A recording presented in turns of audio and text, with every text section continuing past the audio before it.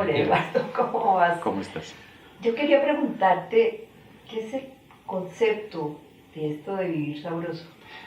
El vivir sabroso es saber vivir, es ser unos sabios de la manera como se vive con otros, en una responsabilidad con ellos para enfrentar no solamente las cosas buenas de la vida, sino también para enfrentar aquellas dificultades, aquellos retos. Vivir sabroso está en la vida, pero también está en la muerte. Vivir sabroso está en los momentos de alegría, pero también está en los momentos del trabajo. Vivir sabroso está en cómo yo me puedo relacionar adecuadamente con mi vecino o con mi familia, y eso pasa por una práctica, por una manera de ser, por una ética.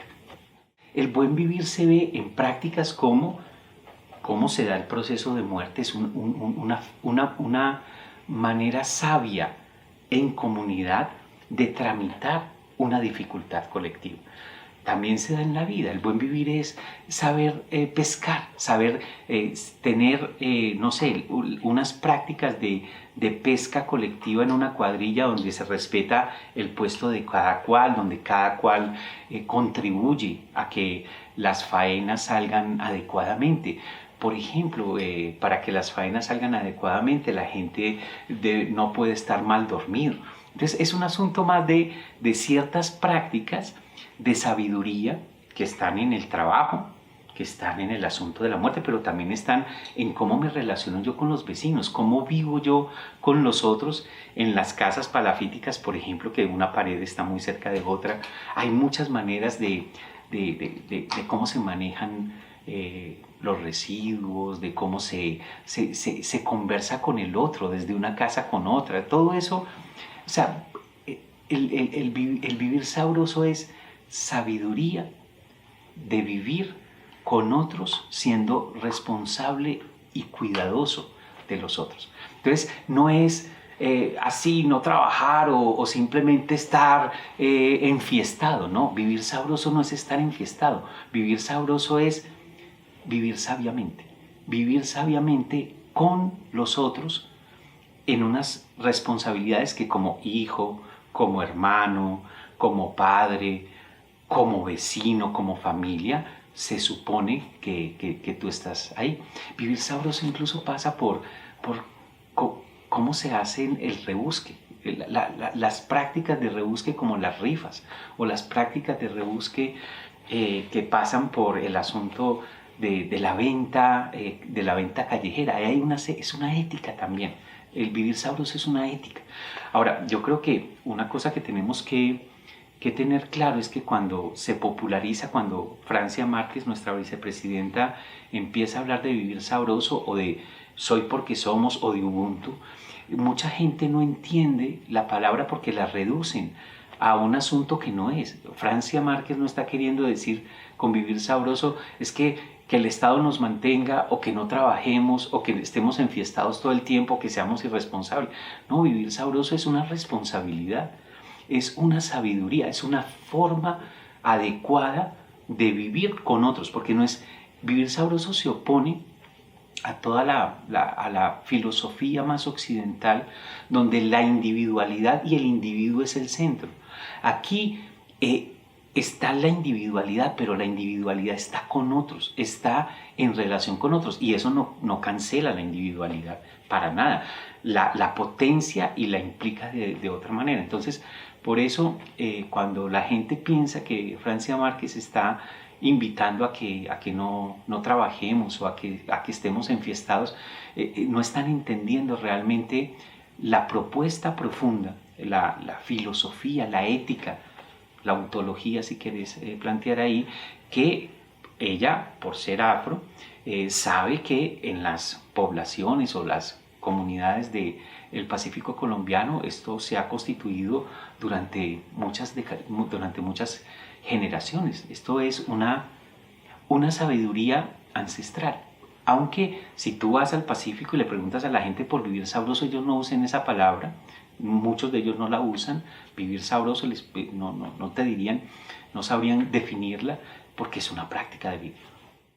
Bueno, en Tumaco uno puede encontrar que la gente te dice todo el tiempo que ahí se vive sabroso, que en Tumaco uno vive muy bien y vive sabroso. Y por eso para muchos tumaqueños el estar en Tumaco es un estar en paz, estar bien. Y te lo dicen, aquí nadie se muere de hambre porque aquí a nadie se le niega un plato de comida y porque también hay procesos de confluencia. Uno de los callejones es un espacio donde los niños están, todos cuidan los niños, donde cuando alguien hace una fiesta, es una fiesta para todos, donde todo el mundo puede estar ahí, donde cuando alguien muere se lo acompaña colectivamente, es una cosa de acompañamiento de los otros. Y entonces uno desde afuera, uno puede ver a Tumaco como un espacio algo complejo, caótico, pero lo que hay es una sociedad de la igualdad. Todos los tumaqueños piensan que la vía, tienen la posibilidad de usar la vía, tienen la posibilidad de usar el espacio público, y no hay esa jerarquización donde a ti te van callando, te van definiendo o estás en tu lugar. Todos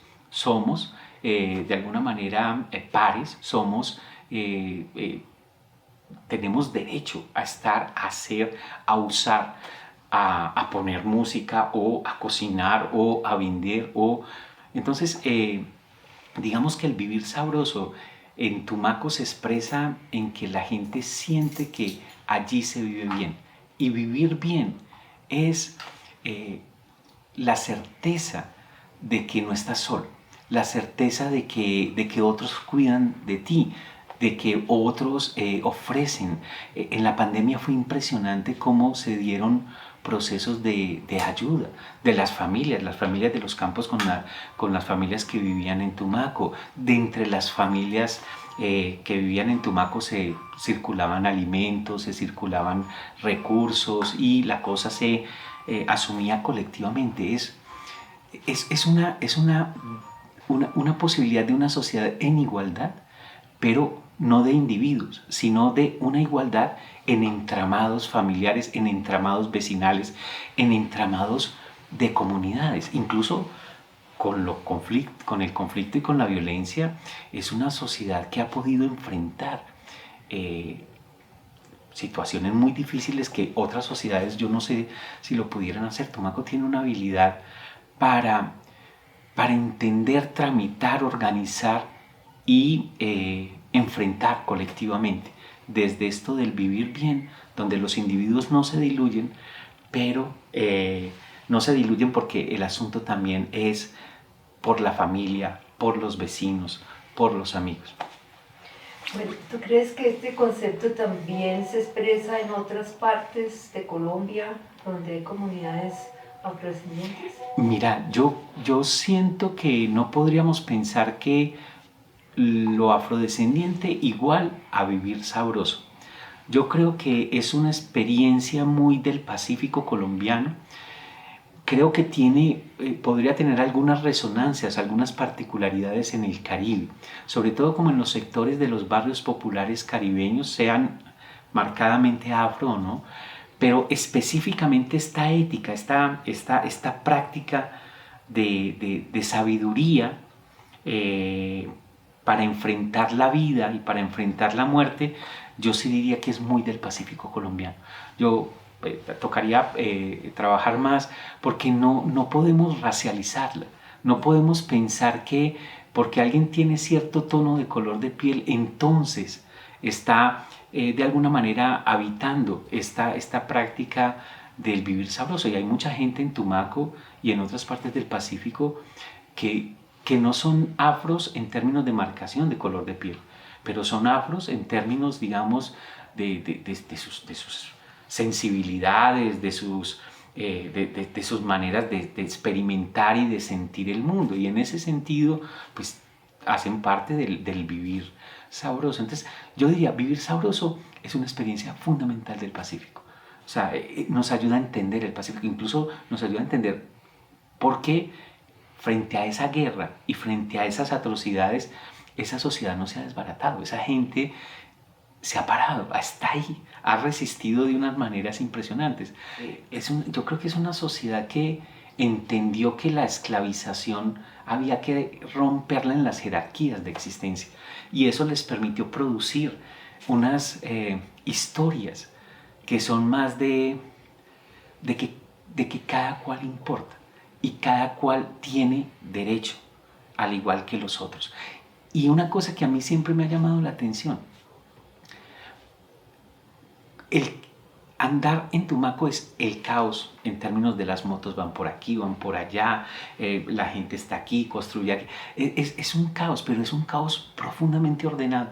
Y no, accidentes de tránsito, no pasan casi accidentes de tránsito, todo el mundo anda por todas partes, los perros, y es impresionante cómo la gente está siempre andando por un lugar sabiendo que los otros, y no pelean. Un camión se para en la mitad de una calle en Tumaco y la gente a veces le pita, pero nadie se va a bajar a gritarle, a insultarlo, que cómo, porque no, es un asunto como que todos tienen sus lugares y sus espacios, y además son muy pacientes con cosas.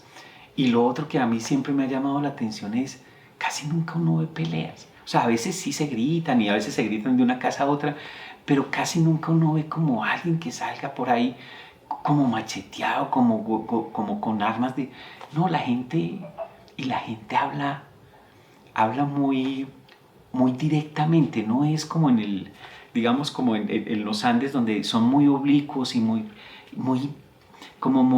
hipócritas para decir, no, aquí en Tumaco te van diciendo las cosas en la cara, no sé, y lo dice la gente y lo comenta la gente. Entonces sí hay otra manera de existir, y si uno no está abierto a entender esa lógica, uno la va a pasar muy mal. Pero si uno se deja seducir por esa lógica, uno la va a pasar muy bien, y uno empieza a ser parte de ese vivir sabroso, de saber vivir. Vivir sabroso es saber vivir de una forma distinta a como nos han enseñado en la propuesta más europeo-occidental de la individualidad. ¿Cómo cuidar? Porque el vivir sabroso también tiene mucho que ver con el cuidado. Y no solamente de las mujeres, los hombres cuidan bastante. Lo que pasa es que cuando uno llega allá, si uno no tiene la paciencia y no entiende la lógica, uno no ve lo que está sucediendo ahí. Pero hay muchas prácticas de cuidado, masculinas, femeninas, de las mujeres ya más mayores. Pero haya un niño. O sea, por ejemplo, en Tumaco, un niño huérfano no hay. O sea, el asunto, los niños se acogen y además hacen parte de la familia, la noción de entenado. Eso son expresiones de ese vivir sabroso, que es más que una palabra, es toda una práctica de vida.